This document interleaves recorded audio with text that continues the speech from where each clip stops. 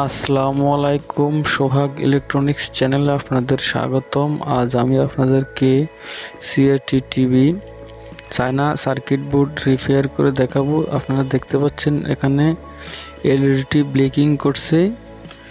এখন কেন এই এলইডিটি ব্লিকিং করছে, আমি এটি খুলে সার্কিটের কি সমস্যা হয়েছে আপনাদেরকে আমি দেখাবো। এলইডি ব্লিকিং, এটি একটি চায়না কিট। এখন আমি সার্কিটটি খুলে নিয়েছি, আপনারা দেখতে পাচ্ছেন আমি সার্কিটটি খুলে নিচ্ছি।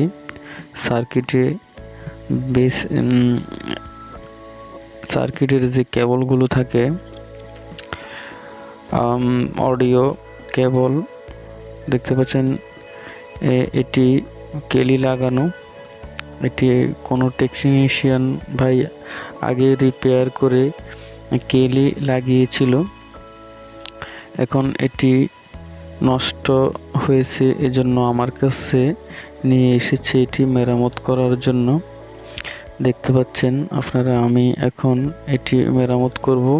আমি প্রথমে এর ভোল্টেজগুলো মেপে নিব। কেন এলইডিটি ব্লিকিং করে সেজন্য আমি প্রথমে ভোল্টেজগুলো মেপে নেব। আমি ভোল্টেজ মাপার জন্য মিটার নিয়েছি। নেগেটিভ পোর্টটি আমি নেগেটিভ গ্রাউন্ড, যে কোনো গ্রাউন্ডের সাথে অ্যাড করে সেকেন্ডারি সেকশনে ভোল্টেজ মাপছি। দেখুন 110 ভোল্ট থাকার কথা, এখানে 110 ভোল্ট নেই। ভার্টিক্যাল সাপ্লাই 11, 14, 12 দেখাচ্ছি, দেখতে পাচ্ছেন। এরপর 110 ভোল্ট এখানে নেই, কিন্তু ভার্টিক্যাল সাপ্লাই সামথিং কিছু ভোল্টেজ দেখাচ্ছি। এরপর মেইন আইসি ভোল্টেজ এবং সাউন্ড আইসি ভোল্টেজ যে পরিমাণ থাকার কথা সেটি কিন্তু এক্স্যাক্টলি দেখাচ্ছে না। দেখতে পাচ্ছেন আপনারা, আমি ভোল্টেজটি মেপে নিয়েছি। এখানে আমার 110 ভোল্ট প্রবলেম। এখন 110 ভোল্ট কেন প্রবলেম, আমার হয়তো ফ্লাইব্যাক সমস্যা হতে পারে। এজন্য আমি 110 ভোল্ট চোপার থেকে যে লাইনটি 2.2 ওহমস দ্বারা ফ্লাইব্যাকে প্রবেশ করেছে, আমি 2.2 ওহমস রেজিস্টারটি একটি লেগ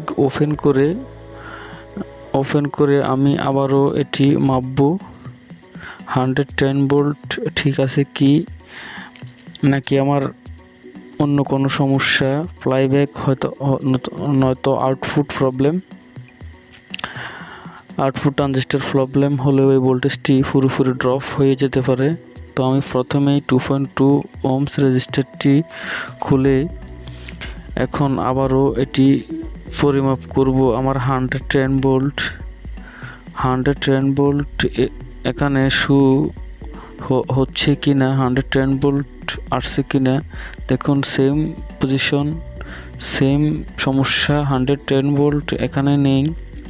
এখন এই 110 ভোল্ট কেন নেই, আমার ভার্টিক্যাল সাপ্লাই সামথিং কিছু ভোল্টেজ দেখাচ্ছে, 14 ভোল্টেজ দেখাচ্ছে, 110 ভোল্ট কিন্তু নেই। এখন আমি 110 ভোল্টের যে ডায়োডটি থাকে, আমি এই ডায়োডটি পরিমাপ করে দেখব আমার এই ডায়োডটি শর্ট হয়েছে কি না। এখন বন্ধুরা, যদি এটি শর্ট হয়, আপনারা সার্কিট বোর্ডে মেপেও বুঝতে পারেন এবং সার্কিট বোর্ড থেকে ডায়োডটি খুলেও বুঝতে পারেন। দেখুন এটি শর্ট দেখাচ্ছে, আমি উল্টোভাবে ঘুরিয়ে নিয়ে মাপছি। দেখুন এটি শর্ট দেখাচ্ছে। এখন আমি এটি খুলব, এটি শর্ট দেখাচ্ছে। এখন এটি আমি খুলে নিয়ে এরপর আবারও এটি পরিমাপ করব। দেখুন আমি শাখারের সাহায্যে এটি খুলে নিচ্ছি। আপনারা দেখতে পাচ্ছেন এটি আমি খুলে নিচ্ছি শাখারের সাহায্যে। দেখতে পাচ্ছেন এটি 110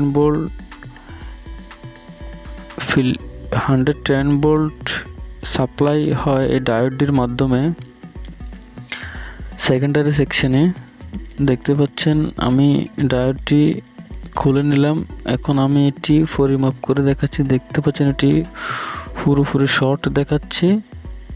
দেখতে পাচ্ছেন এটি আমি উল্টোভাবে ঘুরিয়ে মাপলেও এটি শর্ট দেখাচ্ছে।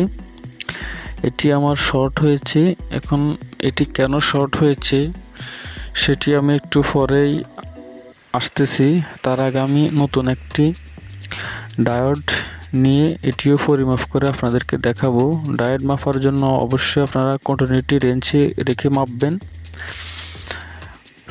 টেকনিশিয়ান ভাইয়েরা আপনারা সবাই জানেন ডায়োড কিভাবে মাপতে হয়। দেখতে পাচ্ছেন আমি ডায়োডটি মেপে নিলাম, এটি আমার ঠিক আছে। এখন আমি ডায়োডটি যথাস্থানে সেট করে নিব। ডায়োডটি যথাস্থানে সেট করে নেওয়ার পর পরবর্তীতে আবারও আমি ভোল্টেজ চেকিং করব, কারণ এখানে 110 ভোল্ট যদি না আসে তাহলে কোনো মতেই আমার টেলিভিশনটি অন হবে না। ঠিক আছে বন্ধুরা, এখানে 110 ভোল্ট না আসলে 110 ভোল্ট সাপ্লাই না হলে এখানে কোনোভাবেই আমার টেলিভিশনটি অন হবে না। দেখুন আমি ডায়োডটি লাগিয়ে নিচ্ছি। সার্কিট বোর্ডটি উল্টিয়ে আমি এখন একটু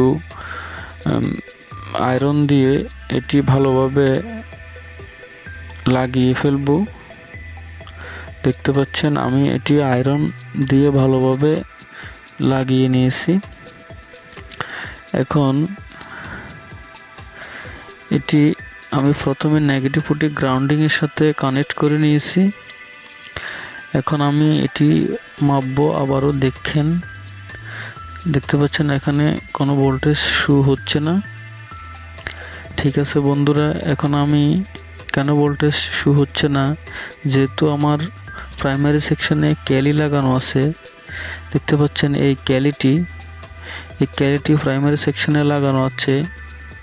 সম্ভবত আমার ডায়োডটি শর্ট হয়ে এই ক্যালির উপর প্রেসার গিয়ে ক্যালিটি নষ্ট হয়ে গেছে। তো এখন আমি এই ক্যালিটি খুলে ফেলবো। ক্যালিটি খুলে নিয়ে আমি নতুন আরেকটি ক্যালি যথাস্থানে বসাবো, কারণ এখানে আগেই এই সার্কিট বোর্ডটিতে ক্যালি ছিল। কোনো টেকনিশিয়ান ভাই এটি ট্রানজিস্টর নষ্ট বা অন্য কোনো সমস্যা হয়েছে বিদায় ক্যালিটি লাগিয়েছিল। দেখতে পাচ্ছেন আমি ক্যালিটি খুলে ফেলে দিলাম। এখন ক্যালিটি খুলে ফেলার পর আমার এখানে 10, 15, 18, 15 এবং পিসি এই তিনটি কম্পোনেন্ট আপনারা খুলে নেবেন।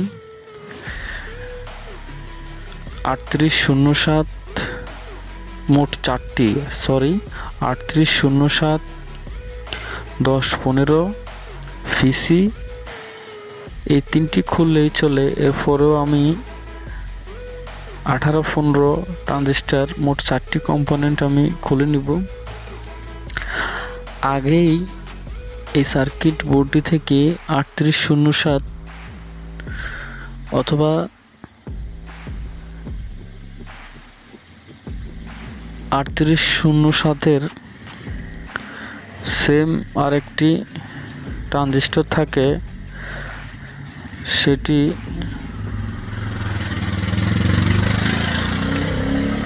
3807-এর ওখানে অন্য আরেকটি ট্রানজিস্টর থাকে। এই সার্কিট বোর্ডটিতে 2686 ট্রানজিস্টর হতে পারে। সেটি আমি এখানে 4টি কম্পোনেন্ট, একটি কম্পোনেন্ট 3807 আগেই কে খুলে নিয়েছিল।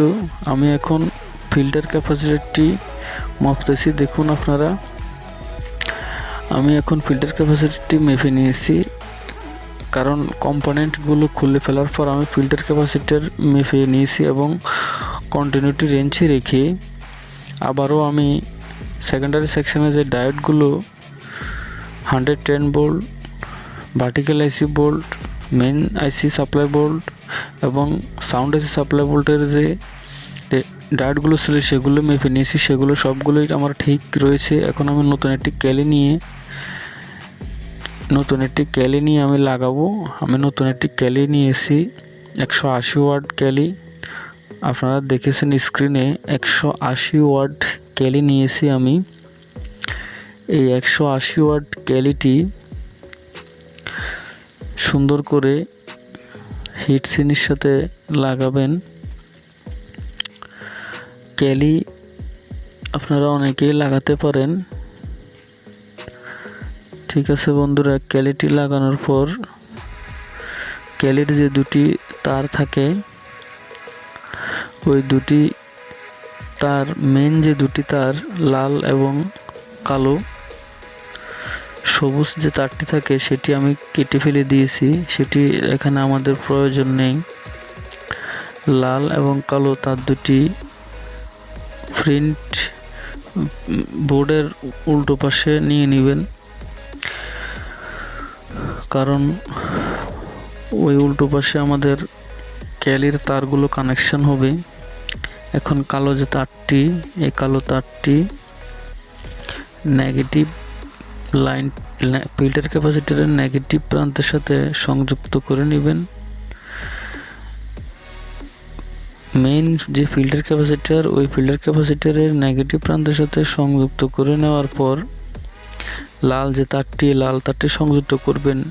ট্রানজিস্টরের মিডল যে পয়েন্টটি দেখুন, ট্রানজিস্টরের যে মিডল পয়েন্টটি, এই মিডল পয়েন্টটির সাথে আমি সংযুক্ত করে নিচ্ছি, বা চপারের 1 নম্বর ফিন্ট উপরের দিকে যে 1 নম্বর ফিন্ট, ওটির সাথে সংযুক্ত করে নেওয়ার পর এখন আমি এটি মাপবো। আমার 110 ভোল্ট সেকেন্ডারি সেকশনে ফ্লাইব্যাকের যে 110 ভোল্ট প্রয়োজন, এটি স্টার্ট হওয়ার জন্য ভোল্টেজটি প্রয়োজন, সেটি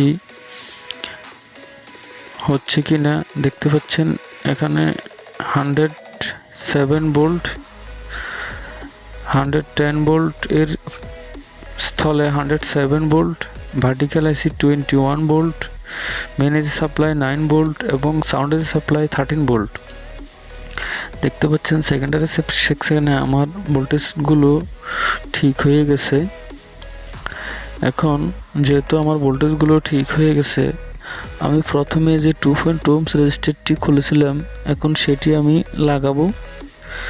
আমি 2.2 ohms রেজিস্টারটির একটি লেগ খুলে রেখেছি। যেহেতু আমার ফ্লাইব্যাক আউটপুট সেকশন কোনো সমস্যা মনে হচ্ছে না, সেজন্য আমি এটি লাগাবো। আমার ডায়োডটি শর্ট হয়ে আমার ক্যালিটি নষ্ট হয়ে গিয়েছিল। আমি নতুন একটি ডায়োডও লাগিয়েছিলাম এবং নতুন একটি ক্যালিও লাগিয়েছিলাম, আপনারা এতক্ষণ দেখেছেন। যেহেতু এখন ক্যালিটি লাগানোর পর যে 2.2 ohms রেজিস্টারটি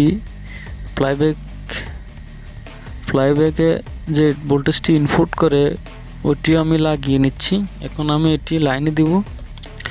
দেখুন একটু খেয়াল করে, আমার সিরিজ বোর্ডটি একটু কাঁপুনি দিয়েছে, ব্লেকিং করেছে, তার মানে হচ্ছে আমার আউটপুট ট্রানজিস্টরটি প্রবলেম হতে পারে। আমি আউটপুট ট্রানজিস্টরটি খুলে নিচ্ছি। খুলে নিয়ে আমি মেপে আপনাদেরকে দেখাবো আমার আউটপুট ট্রানজিস্টরটি ভালো নাকি নষ্ট। দেখতে পাচ্ছেন আমি আউটপুট ট্রানজিস্টরটি খুলে নিচ্ছি। এখন এই আউটপুট ট্রানজিস্টরটি খুলে নেওয়ার পর আমি এটি মেপে নিব। আপনারা দেখতে পাচ্ছেন আমি এটি মাপার জন্য মিটার নিয়েছি। মিটারের কাঁটাটি অবশ্য আপনারা কন্টিনিউটি রেঞ্জে রাখুন। দেখতে পাচ্ছেন আমার এটি শর্ট দেখাচ্ছে, আমার আউটপুট ট্রানজিস্টরটি শর্ট দেখাচ্ছে। এই আউটপুট ট্রানজিস্টরটির নম্বর হচ্ছে 2720। আমার কাছে নেই, আমি 1803 নতুন একটি ট্রানজিস্টর নিয়েছি। আউটপুট ট্রানজিস্টর 1803 আউটপুট ট্রানজিস্টর এটি লাগালেও হবে। দেখতে পাচ্ছেন আপনারা আমি 1803 নতুন যে ট্রানজিস্টরটি নিয়েছি, এই নতুন ট্রানজিস্টরটি লাগিয়ে হিট সিনের সাথে স্ক্রু দিয়ে ভালোভাবে আটকে দেব। আপনারা দেখতে পাচ্ছেন, শেষ পর্যন্ত আমার ভিডিওটি দেখতে থাকুন। দেখতে পাচ্ছেন আপনারা আমি 1803 ট্রানজিস্টরটি স্ক্রু দিয়ে ভালোভাবে আটকে নিচ্ছি। এখন এটি আটকে নেওয়ার পর আমরা দেখব আমার টেলিভিশনটি ঠিক হয়েছে কি না, বা অন্য আরও কোনো সমস্যা আছে কি না। এখন সেটি আমরা বুঝতে পারবো। আপনারা দেখতে পাচ্ছেন আমি 1803 ট্রানজিস্টরটি সার্কিট বোর্ডের সাথে আটকে নিয়েছি হিট সিনের সাথে, এবং এটি ঝালাই করে নেব আয়রনের সাহায্যে। দেখতে পাচ্ছেন আমি আয়রনের সাহায্যে ঝালাই করে নিয়েছি। এখন আমি এটি সরাসরি 220 ভোল্ট সিরিজ লাইনে দিব। আপনারা সবসময় সিরিজ লাইনে চেক করবেন। দেখতে পাচ্ছেন আমাদের ফ্লাইব্যাকে যে ভোল্টেজটি ইনপুট হওয়ার দরকার সেটি হচ্ছে 87 ভোল্ট, এবং ফ্লাইব্যাকের যে 180 ভোল্ট আউট হয় সেই প্রিন্টটি দিয়ে ডায়োডের সাহায্যে এখানে 146 ভোল্ট আউট হয়েছে। তার মানে আমার টেলিভিশনটি স্টার্ট নিয়েছে। আপনারা স্ক্রিনে দেখতে পাচ্ছেন, আমার স্ক্রিনে ছবি দেখা যাচ্ছে।